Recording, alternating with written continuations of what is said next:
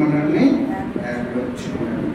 జగత్ పునాది వేయబడక ముందే ప్రేమతో ఆయన క్రీస్తులో మనల్ని ఏర్పరచుకున్నాడు. జగత్ అంటే ఈ ప్రపంచం, ఇంకా అది పుట్టక ముందే, ఇంకా భూమి పునాదులు వేయబడక ముందే ఆయన మనల్ని ఏర్పాటు చేసుకున్నాడు. అలాగే లూకా సువార్త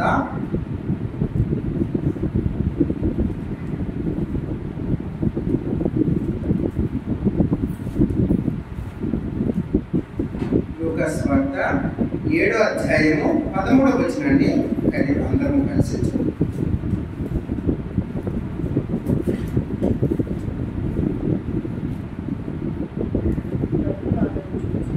ప్రభువు ఆమెను చూసి ఆమె కనికరపడి ఏడవద్దని ఆమెతో చెప్పి దగ్గరకు వచ్చి పాడిన ముట్టగా మోయుచున్న వారు నిలిచిరి.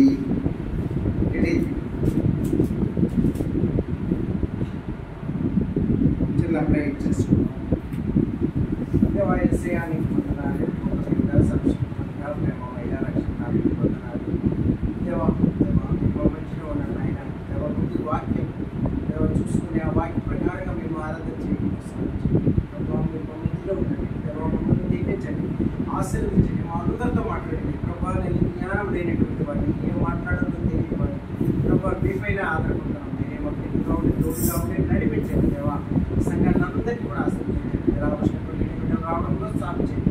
మీరు మా మధ్యలో నడిపించమని దేవా ఆరాధన వర్తమానం అంతట్లో మీరు ఉండమని మమ్మల్ని అందరినీ దీపించమని వేసి నమ్మకం ప్రార్థించి ఆశీర్వదించున్నాం.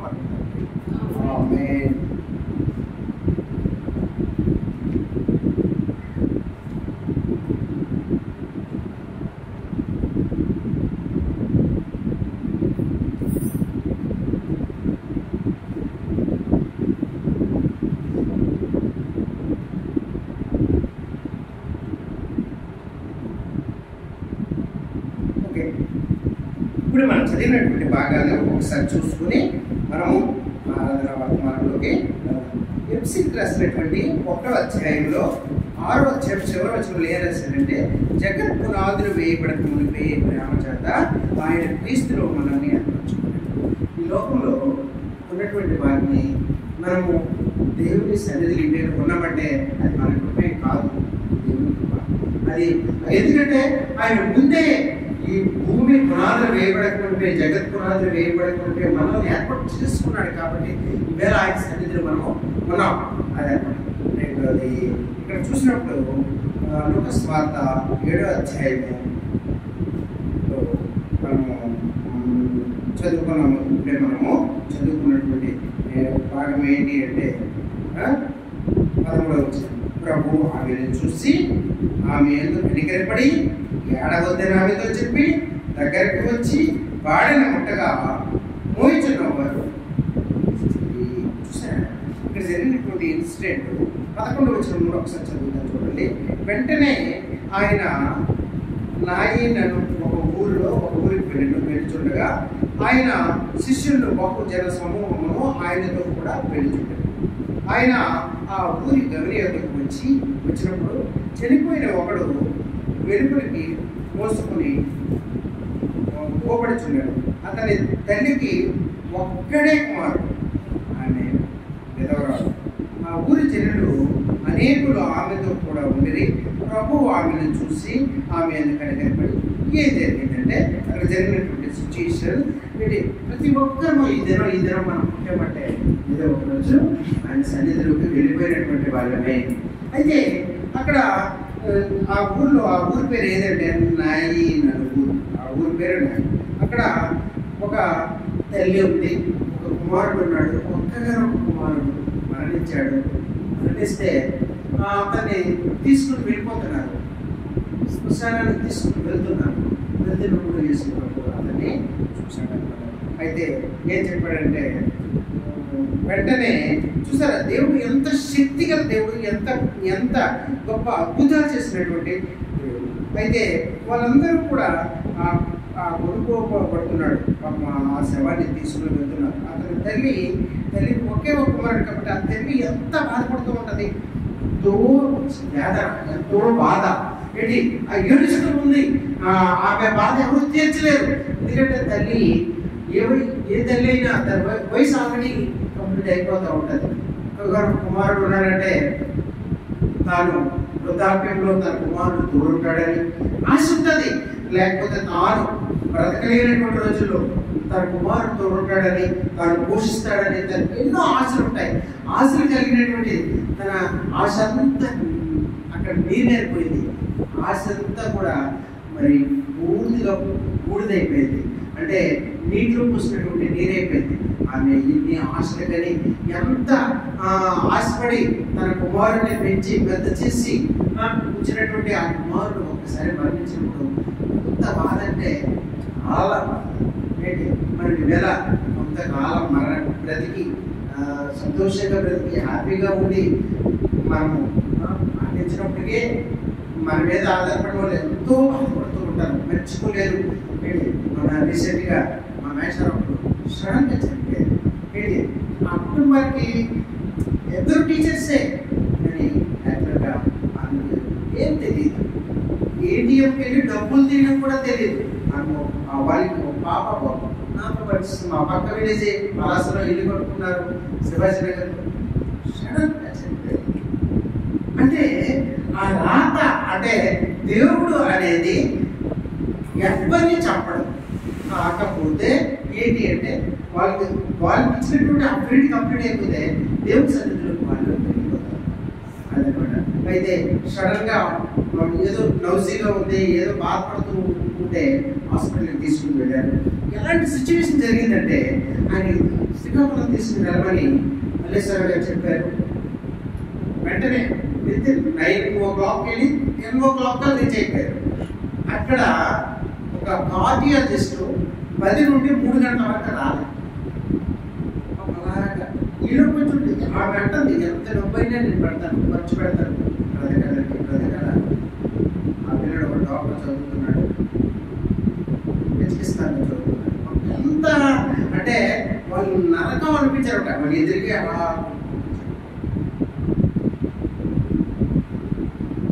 ఏ తల్లినా తన బిడ్డ చనిపోతూ ఉంటే ఊరుకోలేదు. ఈ బిడ్డ కూడా చనిపోయిన చూసి ఆ తల్లి ఎంతో రోదన, ఎంతో బాధ పడుతూ ఉంటే ఆ రూట్లో యేసు ప్రభు వెళ్ళి ప్రభు ఆమెను చూసి ఆమె ఎందుకు కనికరపడ్డాడు. ఏడవద్దని ఆమెతో చెప్పాడు. దగ్గరకు వచ్చి ఆ పాడను ముట్టాడు. వెంటనే మూర్చినటువంటి వాడు ఆపారు. ఆయన చిన్నవాడ లెమ్మని నీతో చెప్పుచున్నాను అనగా ఆ చనిపోయిన వాడు లేచి కూర్చుండు. ఆశ్చర్యపడు. ఎంత గొప్ప దేవుడు చూశారు. ఇది ఆ దేవుడు ఆయన చేసినటువంటి అద్భుతాలు మనం చూసినప్పుడు ఎంత ఆశ్చర్యం అనిపిస్తుంది అంటే చూడండి. ఏవో సదా చెప్పులు కాదు కానీ ఆ పిల్లోడు చనిపోయినప్పుడు ఆ తల్లి ఆవేదన, ఆ తల్లి బాధ, ఆ తల్లి రోదన, ఆ ఏడుపు, ఆ కన్నీరు మున్నీరు ఒక్కసారిగా తుడిచివేయబడ్డాయి. ఎవరు తుడిచారంటే మీరు నాలో మన జీవితంలో కూడా ఇలాంటి కష్టాలు ఉంటాయి, ఇలాంటి బాధలు ఉంటాయి. ఇలాంటి బాధలు ఉన్నప్పుడు నేను ఆయన మీద ఆధారపడినప్పుడు నీ విశ్వాసం లేకుండా దేవుని ఇష్టలేయుడు అసాధ్యుడు. దేవుని యొక్క విశ్వాసం వచ్చిన ఆ బాధలు కూడా తీర్చినటువంటి మనం హృదయపూర్వకంగా ఆయన్ని ఆరాధించాలి. ఆమె మన కష్టాలు తీర్చినటువంటి దేవుడు. మనము ఎలాంటి బాధలున్నా ఆ బాధలు చూసినటువంటి దేవుడు. యేసు ప్రభు అక్కడ ఎందుకు ఉండాలి? అక్కడ అద్భుతాలు చేయడానికి దేవుడు ఉన్నాడు. ఆ అద్భుతాలు ఎవరి పట్ల ఏ అద్భుతం చేయాలో దేవుడికి తెలుసు. అక్కడ అద్భుతం చేసి ఆ పిల్లోడు బతికించేటప్పుడు ఆ తల్లి ఎంత ఆనందమా, ఎంత హ్యాపీ, ఎంత సంతోషం అనిపించింది. నా జీవితంలో ఉన్నటువంటి కష్టాలను కూడా తీసివేసినటువంటి ఆ దేవుడిని మనం హృదయపూర్వకంగా ఆరాధిద్దాం. ఎలాంటి కష్టాలున్నా ఆయన తీర్చినటువంటి దేవుడు. ఆ సమయంలో వాళ్ళని ఎంత చక్కగా ఆ అబ్బాయిని లేపినటువంటి వాళ్ళు లేపినటువంటి ఆ సంతోషం చూసి ఆ తల్లి ఎంత ఆనందించుంటుందో మన జీవితంలో కూడా మనకు ఉన్నటువంటి కష్టాలు ఆయన సన్నిధిలో పెట్టి మనము ఆరాధించినప్పుడు, మనము ఆయన సన్నిధిలో పెట్టి ప్రార్థన చేసినప్పుడు మన కష్టాలన్నీ తీర్చినట్టు. కొంతమంది జీవితాలు ఓడిపోయినటువంటి జీవితాలు సిగిరించేటట్టు చేసినటువంటిది, చనిపోయినటువంటి వారిని లేపినటువంటి ఎన్నో అద్భుతాలు చేశారు. ఇలాంటి అలాంటి అద్భుతాలు కాదు. ఒకసారి ఆ ఓడిపోయినటువంటి జీవితాన్ని దేవుడు చేసినటువంటి అద్భుత కార్యక్రమం చూసి మనము ఆరాధనలోకి వెళ్దాం. ఇక్కడ ఒకసారి చూడండి, ఋతు గ్రహంలో ఒకసారి చూసుకుందాం. ఋతు చూసినవే కానీ ఒకసారి మనం నెమరు వేసుకుని హృదయపూర్వకంగా దేవుడిని ఆరాధిద్దాం. 1 నుండి 1వ అధ్యాయం 1 నుండి 6వ వచనాలు. న్యాయాధిపతులు ఏలిన దినములందు దేశంలో కరువుగా యూదా బెత్లెహేము నుండి ఒక మనుష్యుడు తన భార్యను తన 2 కుమారులను వెంటబెట్టుకుని మోయాబు దేశమున కాపురముండుటకు వెళ్ళెను. ఆ మనుష్యుని పేరు ఎలీమెలెకు, అతని భార్య పేరు నయోమి. అతని 2 కుమారులు పేర్లు మహలోను కిలియోను. వారు యూదా బెత్లెహేము వారైన ఎఫ్రాతీయులు. వారు మోయాబు దేశములకు వెళ్ళి అక్కడ కాపురముండిరి. నయోమి అయిన ఎలీమెలెకు చనిపోయిన తర్వాత ఆమెయు అతని 2 కుమారులను నిలిచి ఉండిరి.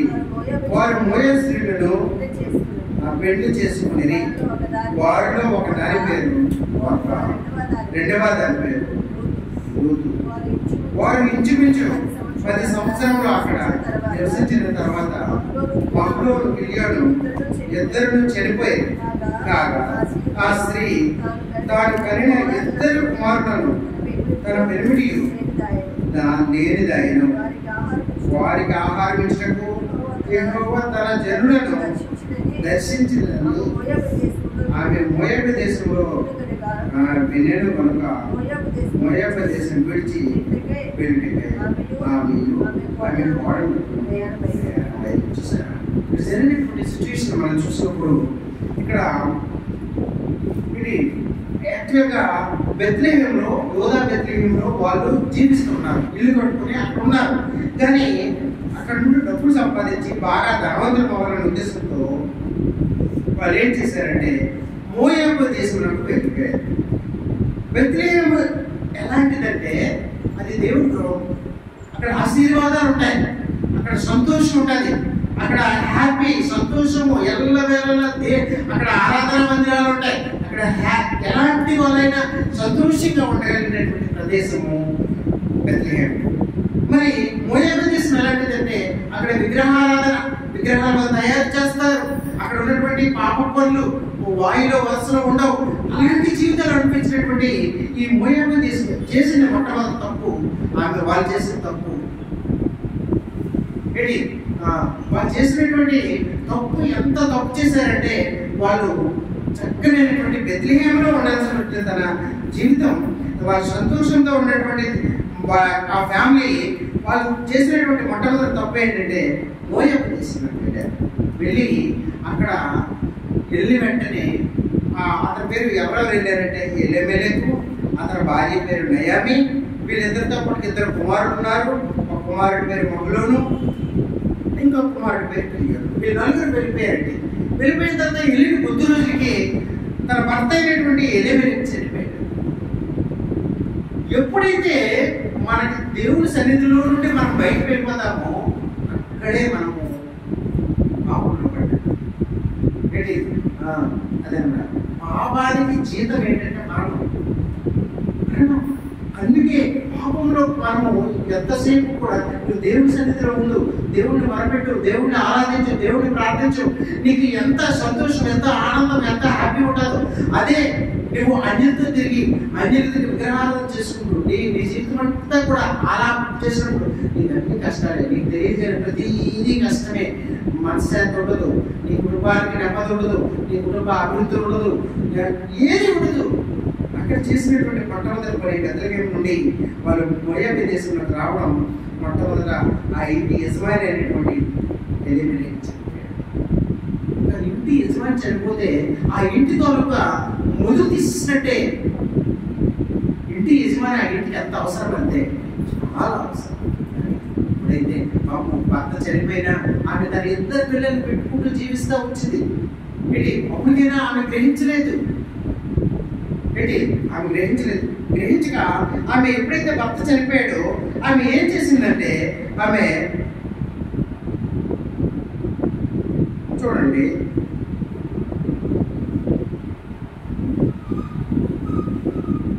ఒకసారి 2వ అధ్యాయము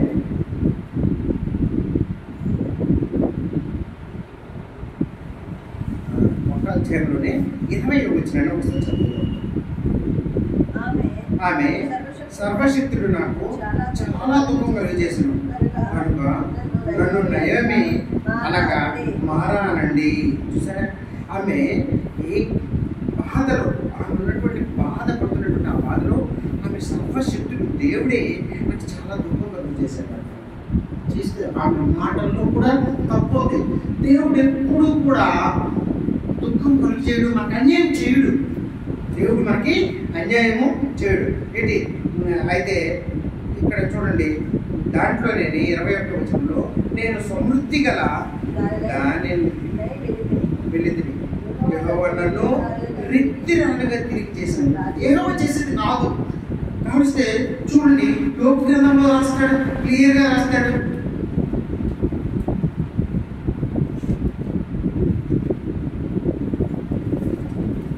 నాలుగో అధ్యాయము 10వ వచనం.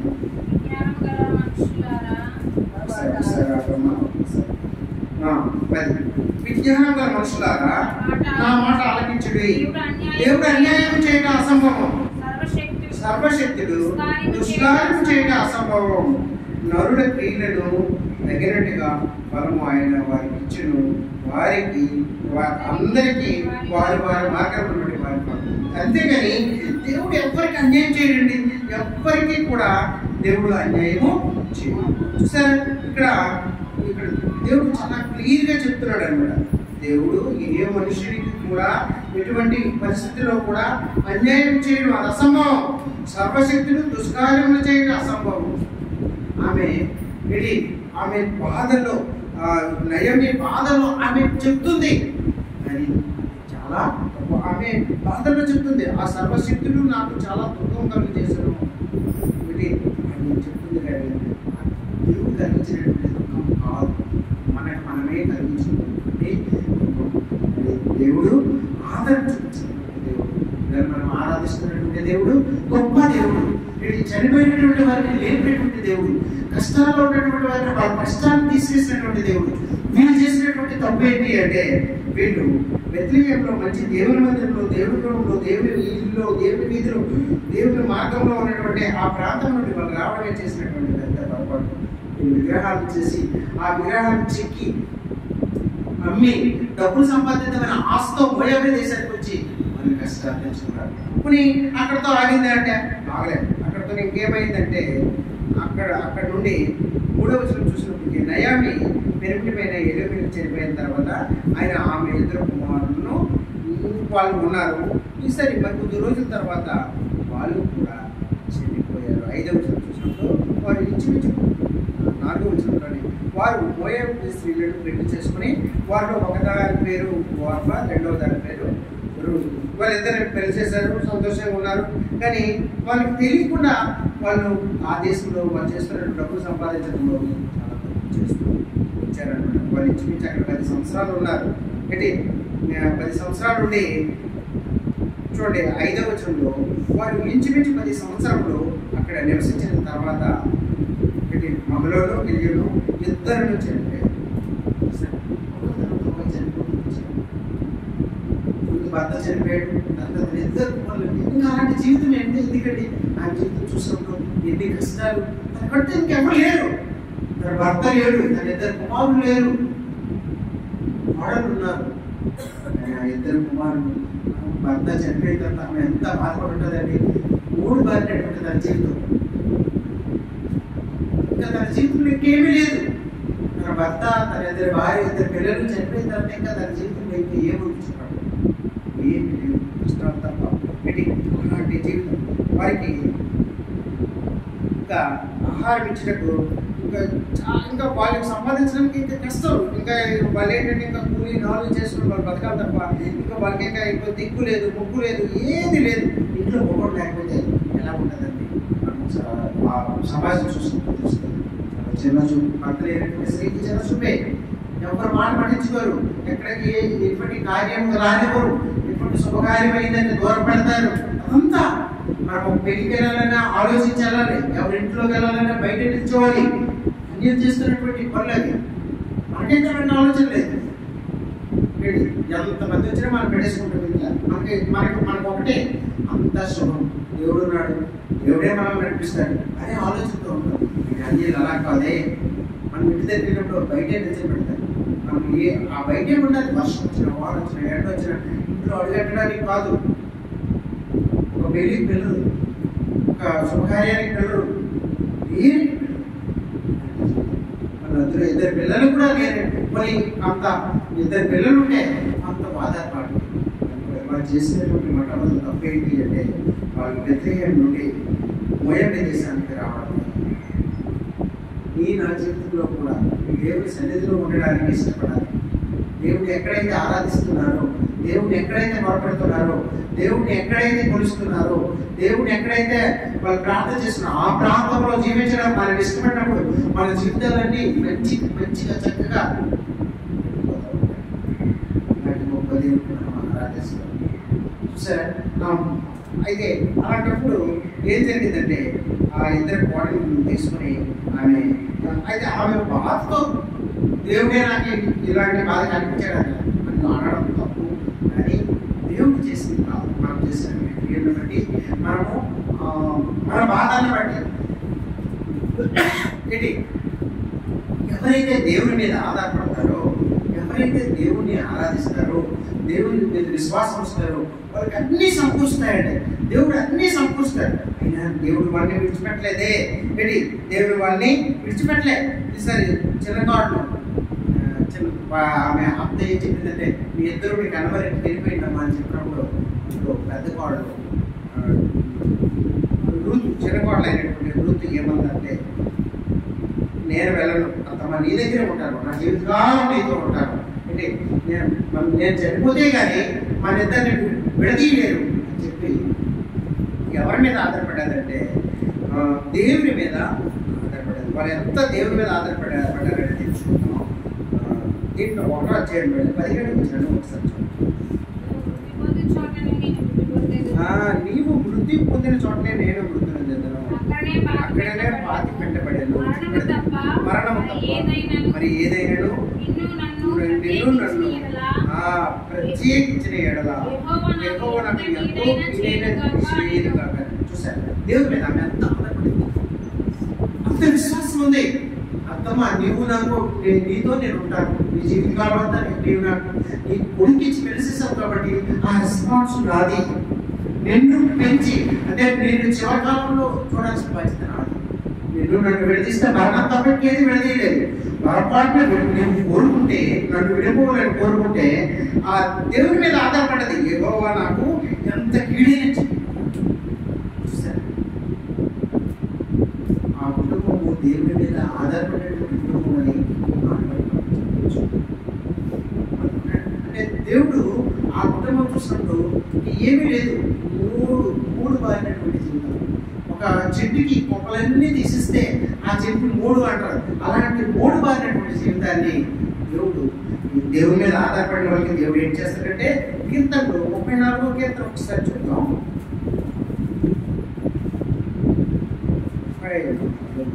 10వ వచనం 9 నుండి 8, 9 చదవండి. యెహోవా ఉత్తముడని చూసి తెలుసుకుని ఆయన ఆశ్రయించిన నరుడు ధన్యుడు. భక్తులారా, ఆయన యందు భయభక్తులు ఉంచుడి. ఆయన యందు భయభక్తులు ఉంచే వారికి ఏమీ పొందలేదు. ఆయన మీద భయభక్తులు ఉంచితే అన్ని సమకూరుస్తారు. ఆయన మీద భయభక్తులు ఉంచారా వాళ్ళు, ఆ కుటుంబము అంతా అయిపోయిన తర్వాత భయభక్తులు ఉంచారు. అబ్బాయి ముందే చేసుకునే బెత్లెహేంలో ఉంటుంటే మనకి నష్టం జరిగేది కాదు. ఆ భర్త చనిపోయేవాడు కాదు, ఆ కుమారుడు చనిపోయేవాడు కాదు. వాళ్ళు చేసినటువంటి చాలా పాపం మోయాబు దేశానికి వెళ్ళి వాళ్ళు ఆ దేశంలో, ఆ పాప దేశంలో వాళ్ళు ఉండడమే చేసినటువంటి పెద్ద పాపం. వేరే హ్యాపీగా సంతోషంగా ఉండాలంటే దేవుని భయభక్తులు కలిగి ఉండాలి, సంతోషంగా ఉండాలి. మనం రోజు ప్రార్థన చేసుకొని సంతోషంగా ఉంటే మనం ఎంతో హ్యాపీగా ఉండగలమండి. మనం ఆ ప్రార్థన లేకుండా మన జీవితం మీరు ఉంటే మనకి హ్యాపీగా ఉండదు. దాని ముందు ఆన్సర్ అయిపోద్ది, అన్హ్యాపీ అంటే కష్టాల్లోకి వెళ్ళిపోతాం, శోధనలోకి వెళ్ళిపోతాం. మనం ఇంటి పరిస్థితులు మనం దేవుడిని మర్చిపోతాం.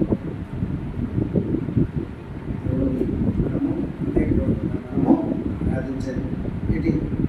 ఎందుకంటే చూసారా దేవుడు ఎంత అద్భుతకరుడు.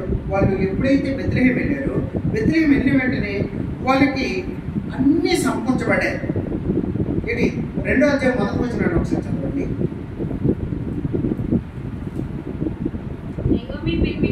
నయోమి పెనిమిటికి బంధువు ఒకడు ఉండెను, చాలా ఆస్తిపరుడు,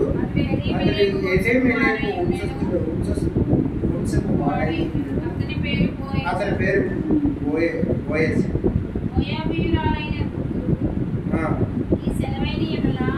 సెలవైన ఎడల నేను పొలంలోనికి పోయి దేవుని కటాక్షం పొందవలను, వాని వెనుక పెరిగి నేర్పుకుందని చెప్పగా ఏంటంటే ఆమె వెళ్ళి వెంటనే ఆమెకి ఒక అవకాశం దొరికింది. ఏంటంటే ఆమెకి ఒక అవకాశం దొరికింది. అక్కడ తెలిసినటువంటి వాళ్ళు వాళ్ళ బంధువులే అయినటువంటి బోయజ్ వాళ్ళకి దొరికాడు. సరే ఆయన దగ్గరికి వెళ్ళి, ఆయన చాలా ఆస్తిపరుడు, చాలా డబ్బు ఉన్నటువంటి వాడు. వెళ్ళి ఆయన దగ్గరికి వెళ్ళినప్పుడు ఎంత చక్కగా వాళ్ళు రిసీవ్ చేసుకున్నారంటే దేవుని మీద ఆధారపడినటువంటి కాదు. 8వ వచనాన్ని ఒకసారి చూద్దాం. 2వ అధ్యాయం. అప్పుడు బోయజు రూతుతో, నా కుమారి, నా మాట వినుము, వేరొక పొలంలోకి ఏరుకొనుటకు పోవద్దు, దీనిని విడిచిపోవద్దు, ఇచ్చిన నా పనికత్తెల యొద్ద నీకు కావాల్సినది ఇస్తాను. రోజు కూడా ఇంకా ఈ 9వ వచనంలో వారు చేను కనిపెట్టి వారిని వెంబడించము, నిన్ను ముట్టకూడదని యవనస్తులకు ఆజ్ఞాపించి ఉన్నాను. నీకు దాహం వచ్చినప్పుడు కొండల యొద్దకు పోయి మణివారి చేతిలో నీళ్లు త్రాగు. అంటూ అన్నీ ఇచ్చాడు. నువ్వు మా పొలంలో ఉండు, మీరు కూర్చున్నప్పుడు చూడు, నీకు వెళ్ళిపోయేటప్పుడు నీకు ఎంత కావాలో ఆ పైకి వేరుకుని నీకు తీసుకుంటాను. వీళ్ళు ఇక్కడ చెప్పారు, వీళ్ళు నీకు మూడుగా ఉండమని, ఇక్కడ ఎవరొస్తారు కూడా చెప్పాడు నీకు ఏమనొద్దని అని. అక్కడికి వెళ్ళిన తర్వాత రిసీవింగ్ అనేది ఎందుకంటే దేవుడి మీద ఆధారపడి ఆ రిసీవింగ్ చూసారా, మన పరిస్థితిని చూసినటువంటిది. కాబట్టి మనం ఆరాధించాలి. మనకి అక్కడ చూసినప్పుడు చనిపోయినా కూడా మనకి అలాంటి దుఃఖ పరిస్థితులు మనకి ఓదార్చినటువంటి దేవుడు. కాబట్టి మనం ఆరాధించాలి. చూసారా, ఆ తల్లి ఎంత ఆ బాధంతా ఒకేసారి తీర్చినటువంటి దేవుడు. కాబట్టి మనం ఆరాధించాలి. నేను నా జీవితంలో కూడా అలాంటివి మన జీవితంలో ఎప్పుడు అంటే తెలియక మన కష్టాల్లో పడుతూ ఉంటాం, ఈ లోకంలో పడుతూ ఉంటాం. మన అంటే మరణంతో సమానమై అలాంటి పరిస్థితుల్లో కూడా ఉన్నారండి. గొప్ప దేవుడు మనము, ఇంత గొప్ప దేవుడు మనము అయితే ఇలాంటి జీవితాన్ని, ఈ మోరుబాడినటువంటి జీవితాన్ని, ఋతు జీవితాన్ని దేవుడు ఎంత అద్భుతం చేశాడంటే అక్కడికి వెళ్ళినట్టనే ఆదరణ దొరికింది. ఆ ఇంట్లో వాళ్ళకి ఆ ఊళ్ళో వాళ్ళకి బ్రతకడానికి తెరువు దొరికింది. అంటే ఏంటి అంటే వాళ్ళ పొలంలో రోజు వెళ్ళి ఆ పొలంలో కూలీ పనిచేస్తుంటే అక్కడ ఈమె పరిగెత్తుకొని అక్కడ కాస్త ఆ దినం సంపాదించుకుని తోడు దొరికింది. ఆమె వృత్తి కల్పించాడు దేవుడు. ఆయన మీద ఆధారపడిన వాడిని విడిచిపెట్టినటువంటి దేవుడు కాదు. నీవు నేను ఆధారపడినా మనల్ని కూడా వృత్తి కల్పించినటువంటి దేవుడు. ఆదరణ ఇచ్చినటువంటి దేవుడు. అలాంటి గొప్ప దేవుడిని మనము ఆరాధించాలి. ఇంకా ఆమె జీవితంలో ఇంకేం జరిగింది ఒకసారి అదే ఋతు గ్రంథము 4వ అధ్యాయం చివరి వచనాన్ని ఒకసారి చదువుకుందాం. చివరి వచనాన్ని బోయజు ఓబేదు కనను, ఓబేదు ఎస్సేలు కనను, ఎస్సే అంటే ఈమెను బోయజు పెళ్లి చేసుకున్నాడండి. ఋతును చేసుకున్నాడు. ఆమె ఇష్టం అంటే ఆమె చేసుకోవాలని వాళ్ళ అత్త ప్లస్ ఆమె కోరుకోవడం వలన తన జీవితంలో అలా ఉండిపోలేదు. 3 భార్యల జీవితంగా ఉండిపోలేదు. సిగిరించేటట్లుగా చేసినట్టు పెళ్లి చేసుకొని ఆ వివాహం చేసుకున్న తర్వాత ఆమె పుట్టినటువంటి సంతానం ఎంత గొప్ప సంతానం చూసుకుంటే ఏంటి ఆమె వీళ్ళిద్దరికి పుట్టినటువంటి ఒబేదను పుట్టాడు. అతనికి ఎస్సే పుట్టాడు. అతనికి ఆ ఎస్సేకి దావీదు అంటే దావీదు వంశానికి వారసరాలైందండి ఆమె. దావీదు అంటే ఈ బైబిల్ అంతా చూసుకుంటే ప్రతి దగ్గర దావీదు ఉన్నటువంటి అలాంటి గొప్ప వ్యక్తిని ఆయన రాజుగా ఒక గొర్రెల కాపురిని రాజుగా చేసినటువంటి ఆ గొప్ప దేవుడే ఇది ఒక ఏర్పాటు చేసుకున్నటువంటి దేవుడిని ఇది అలాంటి దావీదు అతని వంశం నుండి వచ్చేటట్టుగా దేవుడు ఏర్పాటు చేశాడు. తన జీవితం చూసినప్పుడు 3 బారినటువంటి జీవితం. తన జీవితానికి అసలు చిగురు అనేది లేదు. భర్త చనిపోయిండే అదే మరి ఇక్కడ మనం చూసుకున్నప్పుడు తన జీవితం ఏమైనా కనిపించింది అంటే కనిపించలేదు. ఆమె అక్కడే ఉండిపోయింది. వాళ్ళ అమ్మానాతో ఉండిపోయింది. ఆమె జీవితం ఏమైందో మనకు తెలియదు. ఆమె అలాంటి పాప జీవితాన్ని ఆమె గడుతూ వచ్చింది. కాబట్టి కానీ ఎవరైతే దేవుడు సన్నిధిలోకి వస్తారో దేవుడు వాళ్ళని విడిచిపెట్టినటువంటి దేవుడు కాదు. ఆధారం చూపించినటువంటి దేవుడు. నా జీవితంలో ఎలా ఏం కావాలో అది మనం అడిగిన ఎలా ఆయన అన్ని సమర్పించినటువంటి దేవుడు. అందుకే దీంట్లో రాస్తాడు యోహాను సువార్త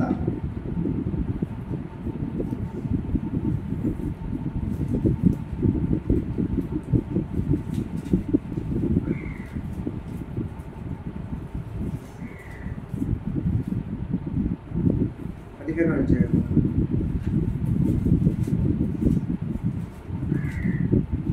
7వ వచనం. నా యందు మీరును మీ యందు నా మాటలను నిలిచిన ఎడల మీకు ఏది ఇష్టమో అడుగుడి,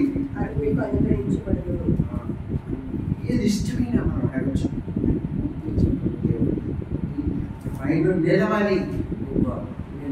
ద్రాక్షావల్లి మీరు తీగలు, మీరు నా నుండి విడిపోయి మీరు కాల్చివేయబడతారు కానీ ఇంకేంటి పనికిరారు.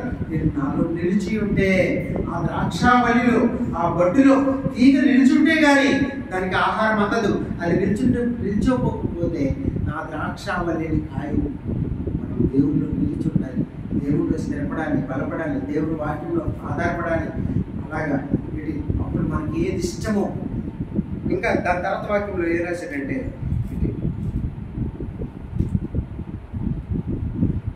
ఎనిమిదో వచ్చిన వాటిని మీరు బహుగా ఫలించడం వల్ల మహిమపరచబడ్డారు.